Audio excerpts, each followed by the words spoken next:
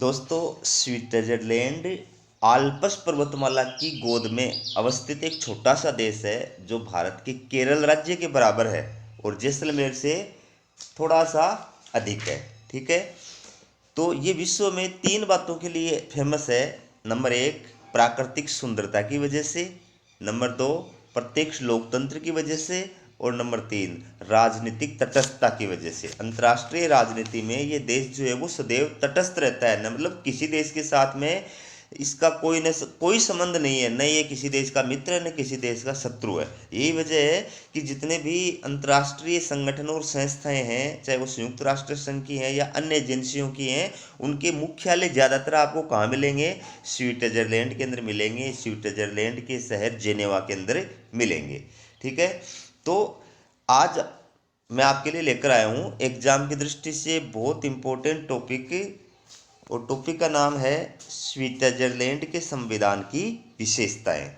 Hello friends, आप देख रहे हैं हमारा YouTube channel college education. Switzerland के संविधान की विशेषताओं का अपन अध्ययन करेंगे। पहला जो बिंदु है, पहली विशेषता, वो है निर्मित व लिखित संविधान। देखिए, स्विस संविधान एक निर्मित एवं लिखित संविधान है। इस संविधान का निर्माण 1997 में आयोजित एक संवैधानिक सम्मेलन में किया गया था। 18 अप्रैल 1999 को जनमत संग्रह द्वारा अंगीकृत किए जाने के पश्चात 1 जनवरी 2000 को इस नए संविधान को लागू किया गया था। तो दोस्तों, स्विट्जरलैंड जो है उसका संविधान निर्मित भी है और लिखित भी है। निर्मित तो इसलिए है कि स्विट्जरलैंड के वर्तमान संविधान का बाकायदा एक संवैधानिक सम्मेलन के अंदर निर्माण किया गया था। ठीक है। और फिर उसके बाद में इस पर 18 अप्रैल 1999 को जनमत संग्रह कराया गया था, मतलब जनता की राय ली गई थी। और जनमत संग्रह में जनता के बहुमत द्वारा इस संविधान को स्वीकार किए जाने के पश्चात ये 1 जनवरी 2000 को लागू किया गया था। तो इस प्रकार से स्विट्जरलैंड का संविधान एक निर्मित और लिखित संविधान है। दूसरी विशेषता है अपेक्षाकृत व्यापक संविधान। देखिए, स्विस संविधान 1848 में निर्मित संविधान तथा अमेरिका के संविधान से व्यापक संविधान है। इस संविधान में 196 अनुच्छेद, 4 अध्याय तथा प्रस्तावना है। स्विस संविधान के इस अपेक्षाकृत बड़े होने के दो कारण हैं। पहला कारण है, इसमें संघ तथा कैंटनों के बीच शक्ति विभाजन अत्यधिक विस्तार के साथ में किया गया है। दूसरा है, इसमें अनेक ऐसे विषयों का भी उल्लेख किया गया है जिनका वास्तव में कोई संवैधानिक महत्व नहीं है, जैसे मछली मारना, शिकार खेलना, जुआ खेलना आदि। तो दोस्तों, स्विट्जरलैंड का जो संविधान है वो अपेक्षाकृत व्यापक संविधान है। अपेक्षाकृत मतलब तुलना में, किसकी तुलना में? एक तो 1848 का जो पहले का संविधान है स्विट्जरलैंड का, उसकी तुलना में वर्तमान संविधान बड़ा है। दूसरा, अमेरिका का जो संविधान है उसकी तुलना में ये संविधान बड़ा है। ठीक है। तो इस वर्तमान संविधान में 196 अनुच्छेद है और 4 अध्याय है। ठीक है। अब स्विट्जरलैंड का ये जो वर्तमान संविधान है इसका बड़ा होने के दो कारण बताए गए। पहला कारण तो क्या है कि इस संविधान के द्वारा जो केंद्र सरकार है और जो राज्य सरकारें हैं, वहाँ पर राज्यों को कैंटन कहा जाता है। याद रखना, स्विट्जरलैंड में राज्यों को क्या कहा जाता है? कैंटन कहा जाता है। तो संविधान के द्वारा जो केंद्र सरकार और राज्यों के बीच में शक्ति विभाजन किया गया वो बहुत व्यापक तरीके से, बहुत विस्तार के साथ में किया गया है। उस वजह से संविधान बड़ा हो गया है। दूसरा कारण क्या है कि संविधान में ऐसी बातों का भी उल्लेख कर दिया गया है जिनका कोई संवैधानिक महत्व नहीं है, मतलब संविधान में नॉनसेंस में उनका उल्लेख किया गया है। उस वजह से भी संविधान बहुत बड़ा हो गया है। जैसे मछली मारना है, शिकार खेलना है, जुआ खेलना है। अब ये नॉनसेंस की बातें हैं, इनको तो कानून बना करके भी निर्धारित किया जा सकता था, लेकिन स्विट्जरलैंड में संविधान में इनका उल्लेख किया गया है। तो इन कारणों से स्विट्जरलैंड का संविधान जो है वो पहले वाले संविधान और अमेरिका के संविधान की तुलना में क्या हो गया है? बड़ा हो गया है। अगली विशेषता है कठोर संविधान। स्विस संविधान एक कठोर संविधान है। इसे सरलता से संशोधित नहीं किया जा सकता है। इसे संशोधित करने के लिए एक विशिष्ट प्रक्रिया अपनानी पड़ती है। संविधान में संशोधन का प्रस्ताव संघीय संसद के दोनों सदनों द्वारा पारित होना चाहिए और उसके बाद उसका समर्थन स्विस मतदाताओं तथा स्विस कैंटनों के बहुमत से होना चाहिए। तो दोस्तों, जहाँ पर भी संघात्मक शासन व्यवस्था है वहाँ पर संविधान अनिवार्य रूप से लिखित होता है, निर्मित होता है और कठोर होता है, ये याद रखना अच्छी तरह। क्योंकि स्विट्जरलैंड के अंदर भी संघात्मक शासन व्यवस्था को अपनाया गया है, उस वजह से वहाँ का संविधान भी कठोर है। संविधान संशोधन की दृष्टि से दो प्रकार के संविधान होते हैं, कठोर संविधान, एक लचीला संविधान। लचीला संविधान उस संविधान को कहते हैं जिस संविधान में साधारण बहुमत की प्रक्रिया से संशोधन किया जा सकता है। साधारण बहुमत की प्रक्रिया का मतलब ये होता है कि जिस दिन वो संविधान संशोधन विधेयक सदन में पेश किया जाता है उस दिन सदन में जितने सदस्य उपस्थित होते हैं, अगर वो अपने बहुमत से मतलब 50% प्लस 1 से पारित कर देते हैं तो वो संशोधन विधेयक पारित मान लिया जाता है। और कठोर जो है संविधान, उस संविधान को कहते हैं जिसमें संशोधन करने के लिए साधारण बहुमत की प्रक्रिया से अलग एक जटिल और कठोर प्रक्रिया को अपनाया जाता है, जिसमें सरलता से संशोधन नहीं किया जा सकता है। तो स्विट्जरलैंड का संविधान एक कठोर संविधान है। वो इसलिए है क्योंकि संविधान में संशोधन की जो प्रक्रिया है, प्रोसेस है, वो काफ़ी जटिल है। कि सबसे पहले क्या होगा कि संविधान संशोधन का जो प्रस्ताव है, विधेयक है, वो वहाँ की जो व्यवस्थापिका उसको बोलते हैं संघीय संसद। व्यवस्थापिका को क्या बोलते हैं? स्विट्जरलैंड की व्यवस्थापिका को संघीय संसद या फेडरल पार्लियामेंट। ठीक है, तो उसके दोनों सदनों में पारित होना चाहिए। फेडरल पार्लियामेंट द्विसदनात्मक है, उसके दो सदन है, प्रतिनिधि सदन और सीनेट। तो दोनों सदनों में वो पारित होना चाहिए। उसके बाद में उस पर जनमत संग्रह कराया जाएगा और स्विट्जरलैंड के जो मतदाता हैं वो अगर अपने बहुमत से उसको मान्यता देंगे तो मान्य होगा वो। उसके बाद में स्विट्जरलैंड के जो कैंटन है मतलब राज्य हैं, वो राज्य जो हैं वो अपने बहुमत से, वहाँ पर 20 पूर्ण राज्य हैं और 6 अर्ध राज्य हैं। 20 पूर्ण कैंटन है और 6 अर्ध कैंटन है। ठीक है, तो वो अपने बहुमत से उसको मान्य करेंगे तो जा करके संविधान में संशोधन किया जा सकता है। अगली जो विशेषता है वो देखिए, संघात्मक शासन प्रणाली। संविधान द्वारा स्विस में संघात्मक शासन प्रणाली की स्थापना की गई है, लेकिन स्विस संविधान का संघात्मक स्वरूप कुछ निराला है। तो देखो, स्विट्जरलैंड में भी संघात्मक शासन व्यवस्था है, लेकिन वहाँ की जो संघात्मक शासन व्यवस्था है वो दुनिया के बाकी देशों की संघात्मक शासन व्यवस्था से कुछ अलग प्रकार की है। कैसे है देखिए आप, स्विस संघ में 23 कैंटन है। कैंटन यानी राज्य है। कितने टोटल? 23। 20 पूर्ण कैंटन, जिनमें 20 पूर्ण कैंटन तथा 6 अर्ध कैंटन है। याद रखना, जैसे अपने यहाँ राज्य हैं, केंद्र शासित राज्य हैं। अपने यहाँ भी क्या है, दो प्रकार के राज्य हैं, राज्य और केंद्र शासित राज्य। ठीक है, वैसे ही स्विट्जरलैंड के अंदर भी पूर्ण कैंटन है और अर्ध कैंटन है। तो 20 पूर्ण कैंटन है, 6 अर्ध कैंटन है। इस प्रकार से टोटल वहाँ पर 23 कैंटन हो गए, 23 राज्य हो गए। दूसरी बात जो है वो है, संविधान में तिहरी नागरिकता की व्यवस्था की गई है। अब दोस्तों, दुनिया के अंदर या तो एकात्मक शासन व्यवस्था है तो इक्हरी नागरिकता पाई जाती है, संघात्मक शासन व्यवस्था है तो दोहरी नागरिकता पाई जाती है। ठीक है, लेकिन स्विट्जरलैंड एक मात्र ऐसा देश है जहां पर तिहरी नागरिकता, 3 प्रकार की नागरिकता लोगों को प्रदान की गई है। एक तो वो जिस म्यूनिसिपालिटी में रहते हैं, मतलब जिस नगरपालिका क्षेत्र में रहते हैं वहाँ के नागरिक माने जाते हैं। दूसरे, वो जिस कैंटन में रहते हैं वहाँ के नागरिक माने जाते हैं। तीसरे, वो स्विट्जरलैंड के नागरिक माने जाते हैं। तीसरा है, संघीय न्यायपालिका को संघीय क्षेत्र में न्यायिक पुनरावलोकन का अधिकार प्राप्त नहीं है, लेकिन कैंटनों के क्षेत्र में यह अधिकार प्राप्त है।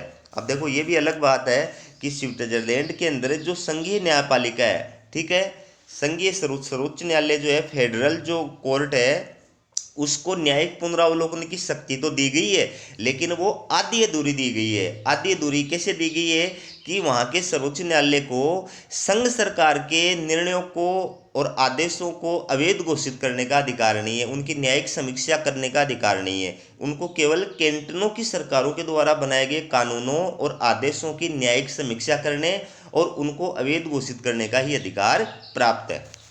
चौथा है, कैंटन स्विस संघ में संप्रभु है, वे चाहे तो संघ से अलग भी हो सकते हैं। ये अपने आप में अलग बात है कि कई 23 कैंटनों को मिलाकर के स्विट्जरलैंड का संघ बनाया गया है, लेकिन वहाँ पर जो कैंटन है वो अपने आप में संपूर्ण प्रभुत्व संपन्न है। मतलब उनको एक पावर है कि वो अपनी इच्छा रहे तब तक कि वो संघ में शामिल रह सकते हैं, जब उनकी इच्छा हो वो संघ से अलग हो सकते हैं। अपने देश के अंदर भी संघ है और राज्य जो है वो संघ के अंदर शामिल है, लेकिन अपने देश में राज्यों को ये अधिकार नहीं है कि वो भारत सरकार से अलग हो जाए, भारत से अलग हो जाए, वो अधिकार उनको प्राप्त नहीं है। लेकिन स्विट्जरलैंड के अंदर कैंटोनों को ये अधिकार है कि वो चाहें तो संघ से अलग भी हो सकते हैं। अगली जो विशेषता है वो है प्राचीनतम गणराज्य। देखिए, स्विस संविधान गणराज्य की स्थापना करता है। वहाँ कार्यपालिका का सर्वोच्च पदाधिकारी राष्ट्रपति वंशानुगत आधार पर नहीं बल्कि निर्वाचन के द्वारा पद ग्रहण करता है। स्विस गणराज्य विश्व का सबसे पुराना गणराज्य है। वहाँ किसी भी समय राजतंत्र नहीं रहा है। 1870 तक सान मेरिनो और हंसा टाउन को छोड़कर यूरोप में केवल स्विस में ही गणराज्य था। स्विस में केवल संघीय शासन में नहीं वरन कैंटनों में भी गणराज्य स्थापित था। तो ये रेपार्ड है, इनका कोटेशन है, स्विट्जरलैंड युगों से गणतंत्र रहा है। तो दोस्तों, स्विट्जरलैंड के संविधान की अगली विशेषता क्या है? इसका गणतंत्रीय स्वरूप। ठीक है, स्विट्जरलैंड एकमात्र ऐसा देश है जो प्राचीन काल से ही गणतंत्र रहा है। मतलब वहाँ पर चाहे कैंटन हो चाहे संघ हो, हर स्तर पर जो प्रमुख पदाधिकारी है, जैसे केंद्र के ऊपर प्रमुख पदाधिकारी है वो राष्ट्रपति है, राज्यों के अंदर जो प्रमुख पदाधिकारी है वो गवर्नर है, तो वो वंशानुगत आधार पर पद ग्रहण नहीं करते हैं बल्कि जनता के द्वारा निर्वाचित किए जाते हैं। ठीक है, जैसे अपने देश में राष्ट्रपति जो है वो वंशानुगत आधार पर निर्वाचित नहीं होता है बल्कि जनता के द्वारा निर्वाचित किया जाता है। ठीक उसी प्रकार से अगली जो विशेषता है वो है बहुल कार्यपालिका। स्विस कार्यपालिका जिसे संघीय सरकार कहा जाता है वह अपने आप में अनूठी है। यह एक बहुल कार्यपालिका है जिसमें 7 सदस्य होते हैं। सदस्यों का निर्वाचन 4 वर्षों के लिए संघीय संसद द्वारा किया जाता है। इन सभी सदस्यों की शक्तियां बिल्कुल समान है। इनमें प्रत्येक सदस्य बारी बारी से 1 वर्ष के लिए संघीय सरकार का प्रधान बनता है जिसे स्विस का राष्ट्रपति कहा जाता है। ये एक विद्वान है हैंस हुबर, इनका कोटेशन है, राज्य मंडल का कोई अध्यक्ष नहीं है। तो दोस्तों, ये भी स्विट्जरलैंड की एक अनोखी विशेषता है कि वहाँ पर बहुल कार्यपालिका पाई जाती है। बहुल कार्यपालिका का मतलब जिसमें कार्यपालिका शक्तियाँ 3 या 3 से अधिक व्यक्तियों में निहित होती हैं। तो स्विट्जरलैंड के अंदर जो कार्यपालिका उसको बोलते हैं संघीय सरकार यानी फेडरल गवर्नमेंट। ठीक है, वो अपने आप में अद्भुत इसलिए है क्योंकि उसमें शासन की जो संपूर्ण शक्ति है वो 7 सदस्यों की एक समिति में निहित होती है। वहाँ पर कार्यपालिका की शक्तियाँ संविधान द्वारा किसी एक व्यक्ति को प्रदान नहीं की गई हैं बल्कि 7 सदस्यों की इस समिति को प्रदान की गई हैं। तो समिति के 7 सदस्यों की शक्तियाँ, पावर और हैसियत जो है वो बराबर है और सभी का कार्यकाल 4 वर्ष होता है और इनका चुनाव जो है वो स्विट्जरलैंड की संघीय संसद यानी फेडरल पार्लियामेंट के द्वारा किया जाता है। शक्तियाँ, अधिकार सबकी बराबर है और सभी सदस्यों को रोटेशन से बारी बारी से 1-1 वर्ष के लिए स्विट्जरलैंड की कार्यपालिका का प्रधान बनाया जाता है। प्रधान, स्विट्जरलैंड की संघीय सरकार का जो प्रधान होता है उसको क्या बोलते हैं? राष्ट्रपति बोलते हैं। तो वहाँ पर हर सदस्य को 1 साल की अवधि के अंदर जो है वो राष्ट्रपति बनाया जाता है। ठीक है, और जो राष्ट्रपति होता है उसकी बाकी सदस्यों की शक्तियाँ बिल्कुल समान है। कोई राष्ट्रपति की कोई अलग से पावर नहीं होती हैं। ठीक है, राष्ट्रपति भी इसलिए बनाया जाता है ताकि दूसरे देशों में देश का प्रतिनिधित्व करने की बात आए तो वो वहाँ जा सकता है, या दूसरे देश का कोई शासनाध्यक्ष या राष्ट्राध्यक्ष अपने देश में आए तो उसका स्वागत करने के लिए वो जा सकता है। बस इसके अलावा बाकी जो कार्य हैं वो सारे जो सदस्य हैं वो मिलकर करते हैं, समान रूप से शक्तियाँ प्राप्त हैं। अगली जो विशेषता वो है प्रत्यक्ष लोकतंत्र। देखिए, स्विस संविधान के द्वारा लोकतांत्रिक शासन व्यवस्था को सर्वाधिक श्रेष्ठ रूप में अपनाया गया है। वर्तमान में जहां दुनिया में अप्रत्यक्ष लोकतंत्र पाया जाता है वहीं स्विट्जरलैंड में आज भी एक पूर्ण कैंटन गलेरस और 4 अर्ध कैंटन ओबवाल्डेन, निडवाल्डेन, इनर अपेंजेल, आउटर अपेंजेल में प्रत्यक्ष प्रजातंत्र विद्यमान है।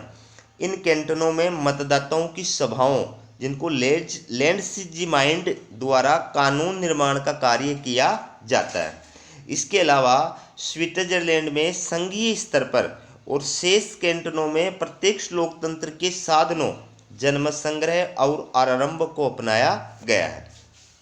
तो दोस्तों, वर्तमान में दुनिया में एकमात्र स्विट्जरलैंड ही ऐसा देश है जहां पर आज भी प्रत्यक्ष लोकतंत्र पाया जाता है। प्रत्यक्ष लोकतंत्र का मतलब जिसमें शासन का संचालन जनता द्वारा प्रत्यक्ष रूप से किया जाता है। प्रतिनिधि नहीं चुने जाते हैं बल्कि जनता खुद शासन का संचालन करती है। तो स्विट्जरलैंड के एक पूर्ण कैंटन, याद रखना 2 नंबर का क्वेश्चन है, बहुत इंपॉर्टेंट। स्विट्जरलैंड में एक पूर्ण कैंटन गलेरस के अंदर, नाम याद रखना, और 4 है अर्ध कैंटन। कौन कौन से? ओबवाल्डेन, निडवाल्डेन, इनर अपेंजेल, आउटर अपेंजेल। इनके अंदर आज भी प्रत्यक्ष लोकतंत्र पाया जाता है। जनता स्वयं शासन का संचालन करती है। जनता के मतदाताओं की सभाएं होती हैं। इन कैंटनों में क्या है? मतदाताओं की सभाएं हैं। उन सभाओं को क्या बोलते हैं? लैंड्स जी माइंड। 2 नंबर का क्वेश्चन है, याद रखना। लैंड्स जी माइंड क्या है? लैंड्स जी माइंड प्रत्यक्ष प्रजातंत्र की संस्थाएं हैं जो स्विट्जरलैंड के उन कैंटनों में पाई जाती है जहां पर आज भी प्रत्यक्ष प्रजातंत्र पाया जाता है। तो ये जो सभाएं हैं मतदाताओं की, ये उस कैंटन में शासन संचालन का कार्य करना है, कानून बनाना है, विद्यमान कानून में संशोधन करना है, अधिकारियों की नियुक्ति करनी है, बजट पारित करना है। ये सारा कार्य इन संस्थाओं के द्वारा, इन सभाओं के द्वारा किया जाता है। तो स्विट्जरलैंड में इन एक पूर्ण कैंटन और 4 कैंटनों में तो प्रत्यक्ष लोकतंत्र है ही। इसके अलावा वहाँ पर संघीय स्तर पर भी और शेष जो कैंटन है वहाँ पर भी प्रत्यक्ष लोकतंत्र तो नहीं है, लेकिन प्रत्यक्ष लोकतंत्र के साधन है। प्रत्यक्ष लोकतंत्र के कौन से साधन?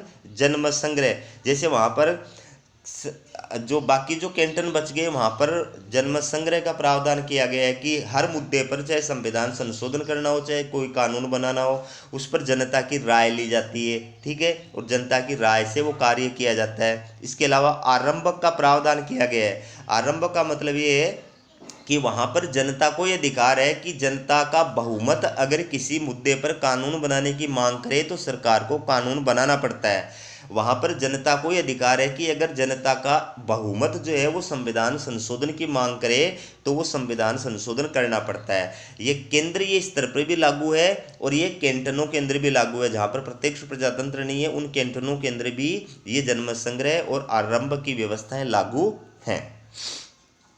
अगली जो विशेषता है वो देखिए, संसदीय और अध्यक्षीय शासन व्यवस्थाओं का समन्वय।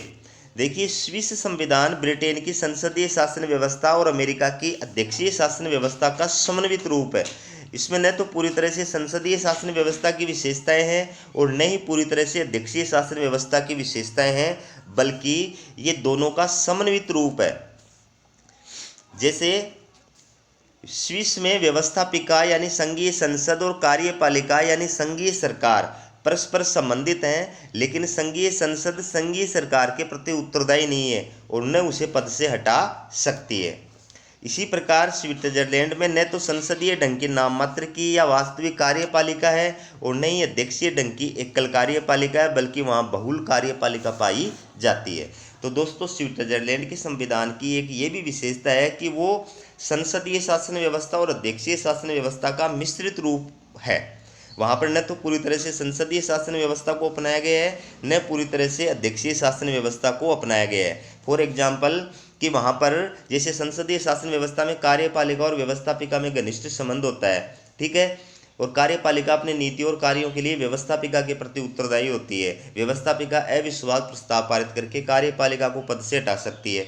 तो देखिए कि वहाँ पर क्या है कि व्यवस्थापिका और कार्यपालिका में घनिष्ठ संबंध तो है, मतलब संघीय संसद संघीय सरकार के अंदर आपस में संबंध तो है, लेकिन वहाँ पर जो व्यवस्थापिका है यानी संघीय संसद है वो कार्यपालिका यानी संघीय सरकार के प्रति न तो उत्तरदायी है और न अविश्वास प्रस्ताव लगा करके उसको पद से हटा सकती है। इसी प्रकार से स्विट्जरलैंड में जो संसदीय शासन व्यवस्था है उसमें नाम मात्र की और वास्तविक 2 प्रकार की कार्यपालिका होती है। तो स्विट्जरलैंड में इस प्रकार का कोई सिस्टम नहीं है, नहीं वहाँ पर अध्यक्षीय ढंग की व्यवस्था। अध्यक्षात्मक शासन व्यवस्था में क्या होता है, एकल कार्यपालिका होती है जैसे राष्ट्रपति अमेरिका के अंदर, लेकिन स्विट्जरलैंड के अंदर एकल कार्यपालिका भी नहीं है, नाम मात्र की भी नहीं है, वास्तविक नहीं है, बल्कि वहाँ पर बहुल कार्यपालिका को अपनाया गया है। तो ये अपने आप में कुछ अलग प्रकार की विशेषता हो गई। अगली विशेषता है विस्तृत अधिकार पत्र। देखिए, स्विस के वर्तमान संविधान में एक विस्तृत अधिकार पत्र शामिल किया गया है ये है अधिकार पत्र न केवल पूर्ववर्ती संविधान की तुलना में बल्कि विश्व के अन्य देशों के संविधानों की तुलना में भी बहुत अधिक व्यापक है। वर्तमान संविधान का अनुच्छेद 7 से 36 तक मूल अधिकारों से संबंधित है, जिनमें नागरिक अधिकारों एवं राजनीतिक अधिकारों के साथ सामाजिक उद्देश्यों का भी उल्लेख किया गया है। तो दोस्तों, स्विट्जरलैंड के संविधान की एक ये भी विशेषता है कि वहाँ पर नागरिक अधिकारों का भी विस्तार के साथ में उल्लेख किया गया है। अनुच्छेद 7 से लेकर के 36 तक में स्विट्जरलैंड के संविधान में नागरिक अधिकारों का उल्लेख किया गया है, और जो अधिकार दुनिया के बाकी देशों के संविधानों में नागरिकों को प्रदान किए जाते हैं, वही अधिकार स्विट्जरलैंड के संविधान द्वारा वहाँ के लोगों को प्रदान किए गए हैं। अगली विशेषता है निराली व्यवस्थापिका। देखिए, स्विस में व्यवस्थापिका को संघीय संसद कहा जाता है। इसके 2 सदन है, प्रतिनिधि सदन और सीनेट। परंतु संभवतः संसार में स्विस ही एक ऐसा देश है जहां विधायिका के दोनों सदनों की शक्तियां बराबर हैं। ये स्ट्रॉन्ग का कोटेशन है, विद्वान है, इनका कोटेशन देखिए। संसार में स्विस संसद ही एक ऐसी व्यवस्थापिका है जिसके दोनों सदनों के कार्यों में कोई महत्वपूर्ण भेद नहीं है। तो दोस्तों, स्विट्जरलैंड की जो व्यवस्थापिका है वो क्या है? निराली व्यवस्थापिका, अपने आप में अनोखी व्यवस्थापिका है। वो कैसे?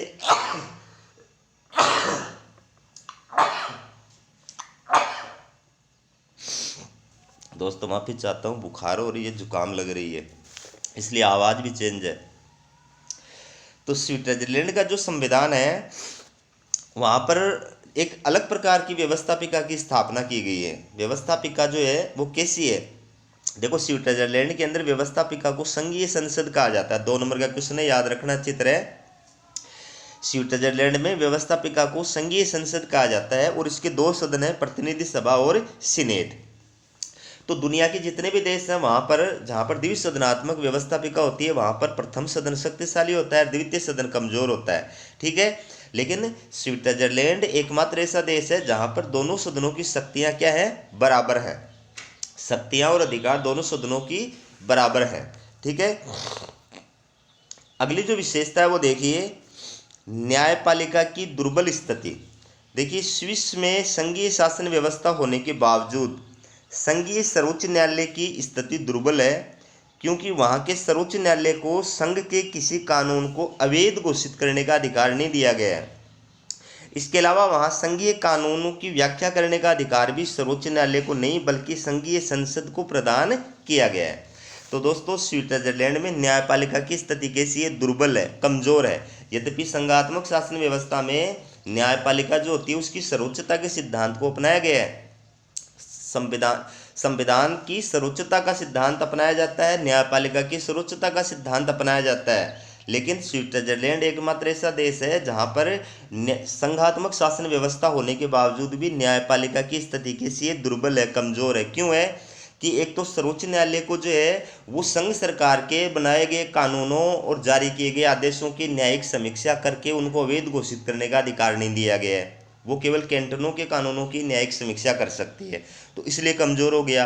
दूसरा, बाकी देशों में संविधान की व्याख्या करने की जो शक्ति है, संविधान की रक्षा करने की जो शक्ति है वो सर्वोच्च न्यायालय को दी जाती है। लेकिन स्विट्जरलैंड में संविधान की व्याख्या करने और संविधान की रक्षा करने की जो शक्ति है वो सर्वोच्च न्यायालय को प्रदान नहीं की गई बल्कि संघीय संसद को प्रदान की गई है। ठीक है, अगली जो विशेषता वो है कैंटनों की स्वायत्ता। देखिए, स्विस संघ में शामिल कैंटनों को पूर्ण स्वायत्ता प्राप्त है। स्विस संविधान की प्रस्तावना में कहा गया है कि स्विट्जरलैंड के प्रभुसत्ताधारी कैंटनों के लोग स्विस संघ का निर्माण करते हैं। स्विस में कैंटनों के अलग अलग संविधान हैं। कैंटनों को वे सभी शक्तियां प्राप्त हैं जो स्पष्ट रूप से संघ सरकार को नहीं दी गई हैं। वहाँ संघ स्थापित करने की प्रक्रिया में भी कैंटनों को अधिक महत्व दिया गया है। स्विस नागरिक राज्य मंडल की अपेक्षा अपने कैंटनों को अधिक चाहते हैं। तो दोस्तों, स्विट्जरलैंड में कैंटनों को स्वायत्ता प्रदान की गई है। वहाँ पर कैंटन जो है, राज्य जो है वो पूर्ण प्रभुसत्ता संपन्न है। वहाँ पर कैंटनों ने अपनी इच्छा से संघ का निर्माण किया है और कैंटनों को, राज्यों को ये पावर है कि वो जब चाहें तब संघ से अलग भी हो सकते हैं। ये उनके पास में पावर है। इसके अलावा कई मामले तो ऐसे हैं जहां पर संघ सरकार की तुलना में कैंटोनों की सरकारों को, राज्य की सरकारों को ज़्यादा पावर प्रदान किए गए हैं। ठीक है। और लास्ट अगली जो विशेषता है वो है तटस्थ विदेश नीति। देखिए स्विस की विदेश नीति तटस्थता पर आधारित है। वह अंतर्राष्ट्रीय राजनीति से अपने आप को अलग रखता है। इसकी इस तटस्थ नीति के कारण ही विश्व की अंतर्राष्ट्रीय संस्थाओं की अधिकांश शाखाएं स्विट्जरलैंड में स्थित है। मैंने आपको शुरू में बताया था कि ये स्विट्जरलैंड की या स्विट्जरलैंड के संविधान की एक प्रमुख विशेषता है कि वो तटस्थता की नीति को अपनाता है। मतलब अंतर्राष्ट्रीय राजनीति में वो भाग नहीं लेता है। ठीक है ना। वो न किसी का दुश्मन है न किसी का मित्र है। वो अंतर्राष्ट्रीय मुद्दों पर, अंतर्राष्ट्रीय विषयों पर बोलता भी नहीं है, विचार भी व्यक्त नहीं करता है। ठीक है। वो अपनी मस्ती में मस्त रहता है, उसको अंतर्राष्ट्रीय राजनीति से कोई मतलब नहीं है। यही वजह है कि दुनिया की जितने भी महत्वपूर्ण इंस्टीट्यूट्स हैं, संस्थाएं हैं, वो सारी की सारी संयुक्त स्विट्जरलैंड के अंदर, जेनेवा के अंदर स्थापित की गई हैं, क्योंकि उनकी तटस्थता की वजह से दुनिया के बाकी देशों को उन पर भरोसा है। अगली जो विशेषता है वो है धर्मनिरपेक्ष राज्य। संविधान द्वारा स्विट्जरलैंड में धर्मनिरपेक्ष राज्य की स्थापना की गई है। संविधान का अनुच्छेद 15 सभी नागरिकों को धर्म और दर्शन की स्वतंत्रता प्रदान करता है, जिसके अंतर्गत धर्म के आधार पर नागरिकों के मध्य किसी भी प्रकार के भेदभाव का निषेध किया गया है तथा सभी नागरिकों को विश्वास, धर्म और उपासना की स्वतंत्रता प्रदान की गई है। तो दोस्तों, स्विस संविधान के द्वारा स्विट्जरलैंड को एक धर्मनिरपेक्ष राज्य घोषित किया गया है। वहां पर संविधान के अनुच्छेद 15 द्वारा नागरिकों को धार्मिक स्वतंत्रता का अधिकार प्रदान किया गया है और नागरिकों को यह अधिकार दिया गया है कि वो अपने धर्म की उपासना करने, पूजा करने, उपासना पद्धति, पूजा पद्धति, धार्मिक मामले, इन सब के अंदर स्वतंत्र हैं। उनके ऊपर कोई प्रतिबंध नहीं है और राज्य के द्वारा धर्म के आधार पर व्यक्ति व्यक्ति के बीच में किसी प्रकार का भेदभाव नहीं किया जाता है। न सरकारी सेवाओं में भेदभाव किया जाता है, न अन्य किसी क्षेत्र में भेदभाव किया जाता है। लास्ट विशेषता है उदार संविधान। स्विस संविधान व्यक्ति के महत्व को स्वीकार करता है और इस धारणा पर आधारित है कि राज्य व्यक्ति के कल्याण के लिए है तथा उसे व्यक्ति के जीवन में कम से कम हस्तक्षेप करना चाहिए। तो स्विट्जरलैंड का जो संविधान है उसको उदार संविधान कहा जाता है, क्योंकि वो उदारवादी मूल्यों के अंदर विश्वास करता है। व्यक्ति की स्वतंत्रता है, समानता है, व्यक्ति का व्यक्तित्व है, इन चीज़ों को विशेष महत्व देता है। वो व्यक्ति को साध्य मानता है और राज्य को साधन मानता है। वो कहता है कि व्यक्ति का कल्याण करने के लिए राज्य का निर्माण किया गया है और इसलिए राज्य को कम से कम व्यक्ति की लाइफ में इंटरफेयर करना चाहिए और व्यक्ति को ज़्यादा से ज़्यादा अधिकार और स्वतंत्रताएं प्रदान करने चाहिए। तो दोस्तों, स्विट्जरलैंड की संविधान की विशेषताओं का ये वीडियो आपको कैसा लगा कमेंट करके ज़रूर बताएं। इंपॉर्टेंट टॉपिक से रिलेटेड इसी प्रकार के वीडियो आपके पास मिल सकें, आ सकें टाइम पर, इसके लिए हमारे चैनल को सब्सक्राइब करना न भूलें। हमारा वीडियो देखने के लिए बहुत बहुत धन्यवाद।